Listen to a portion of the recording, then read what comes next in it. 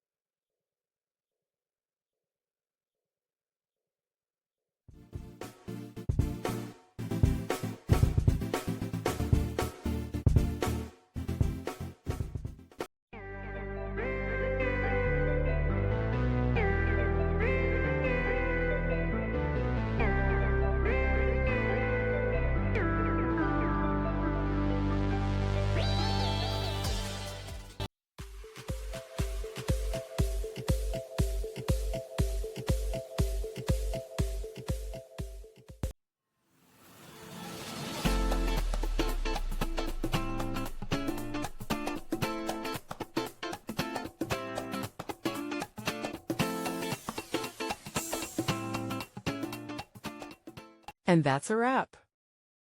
I hope you found the answer you were looking for. If you did, take a second to hit that subscribe button. It really helps out. And let me know in the comments which solution worked best for you. See you next time in the debug zone.